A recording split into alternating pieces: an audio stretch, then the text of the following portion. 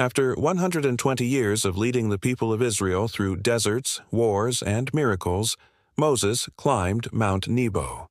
From the top, he gazed upon the promised land, a land he would never set foot in. There, alone with God, he took his final breath. But that moment marked not an ending. It marked the beginning of one of the most mysterious and supernatural stories in the entire Bible. The scriptures say that God himself buried Moses in a valley in the land of Moab. Wait a second. God personally burying someone? That has never happened to anyone else in human history. And here's the strangest part. No one has ever found Moses' tomb. Archaeologists, explorers, and treasure hunters have searched for thousands of years, yet his grave remains lost to this day. But what happened right after his death is even more astonishing. In the tiny book of Jude, verse 9, lies a revelation that almost no one talks about. It tells of a supernatural battle between the Archangel Michael and Satan himself, a fight over the body of Moses. But why would the devil, quite literally, want the body of a dead prophet? Biblical scholars suggest chilling theories. Some say Satan planned to turn Moses' tomb into a shrine, a place of worship, to lead Israel into idolatry, turning the man who spoke face-to-face with God into an idol. Others believe Satan claimed rights over Moses' body because of his sin when he struck the rock instead of speaking to it as God commanded. But Michael, the prince of the heavenly hosts, stood firm. The battle was so fierce that Michael had to invoke the authority of God himself, declaring, "The Lord rebuke you." And just like that, the body of Moses vanished. God hid it so completely that no one has ever found it, even after more than 3,400 years. But the mysteries didn't stop there. The day after Moses died, something extraordinary happened, something that changed Israel's destiny forever. For 40 years, bread fell from heaven every single morning. Manna, the divine food that kept millions alive in the desert, suddenly stopped falling. Imagine the scene, an entire nation stepping out of their tents, empty baskets in hand, expecting the daily miracle. But instead, the ground was bare. No manna, no food, no sign from heaven. Panic spread through the camp. "How are we supposed to survive now?" people cried. The manna had been their main source of sustenance for 4 decades. White flakes that tasted like dew. They didn't need to plant, harvest, or work hard. It was food sent directly from God. But when they crossed the Jordan River into the Promised Land, the manna stopped. It was as if God said, "Now you have the land. Now you must work." The transition was brutal. A people who never farmed had to learn how to plow, plant, and harvest. Some complained, "With Moses, we never went hungry." Others asked, "Has God abandoned us?" But Joshua remained calm.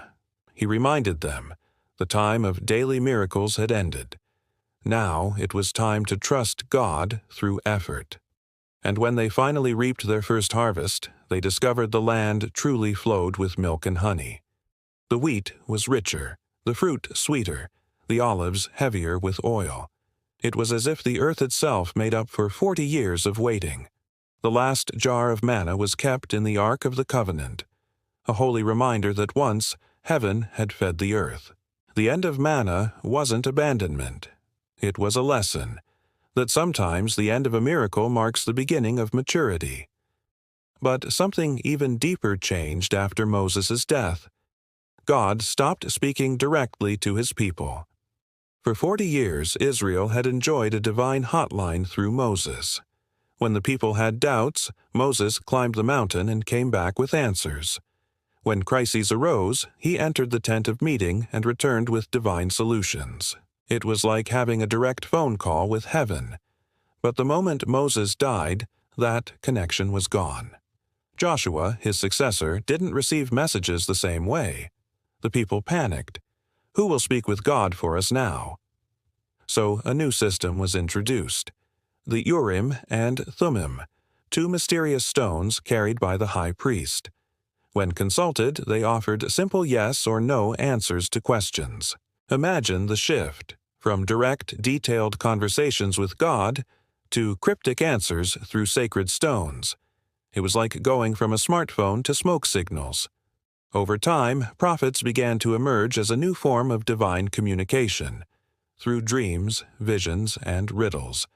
But unlike Moses, their messages weren't always clear. False prophets arose. Confusion spread.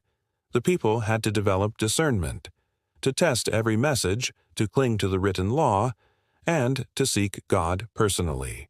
This change, though difficult, helped Israel mature spiritually. Without constant divine intervention, they learned to live by faith, not just miracles. They prayed more, studied the law, and built a deeper personal connection with God. The death of Moses forced Israel to grow, from a dependent people into a spiritually responsible nation. Yet, not long after, Moses' absence almost led to disaster. A civil war nearly erupted among the tribes of Israel, all because of a single altar. After the conquest, the tribes of Reuben, Gad, and half of Manasseh returned to their lands east of the Jordan River. Before crossing back, they built a massive altar by the riverbank. The other tribes saw it and panicked. There can only be one altar, the one in the tabernacle. This is treason. This is idolatry. Within hours, an army formed, thousands of soldiers ready to destroy their own brothers. Without Moses to mediate, chaos erupted. But before blood was spilled, the priest Phinehas led a delegation to confront them. "Why have you betrayed the Lord?" he demanded. The eastern tribes replied, "No, this altar isn't for sacrifices. It's a memorial, a witness between us and you. We built it so future generations would know that we are one people under one God." Their explanation calmed the fury. The war was avoided, but the distrust remained. That altar was named Ed, meaning witness. It stood for centuries as a reminder of the day Israel almost destroyed itself from within. It showed how fragile unity can become when leadership vanishes. And yet, out of all this chaos came transformation. The death of Moses, which seemed like tragedy, became the catalyst for Israel's rebirth.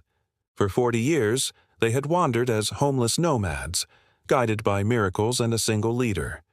But now, they had to stand on their own. Under Joshua, the land was divided among the tribes.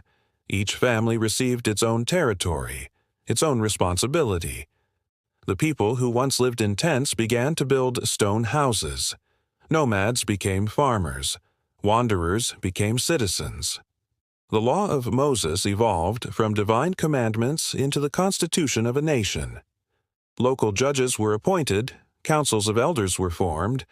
It was the birth of organized government, justice, and social order. Trade began, cities grew, culture flourished. They learned metalwork, architecture, and even navigation. The Hebrew language absorbed foreign words. Their diet expanded, and their army became disciplined. Spiritually, Israel moved from dependence to partnership. God gave the land, and they worked it. He blessed them, and they administered His blessings. It was as if the death of Moses had forced an entire people to grow up, to lead, to build, to believe. Sometimes, the greatest legacy of a leader isn't found in their life, but in how their absence teaches others to rise.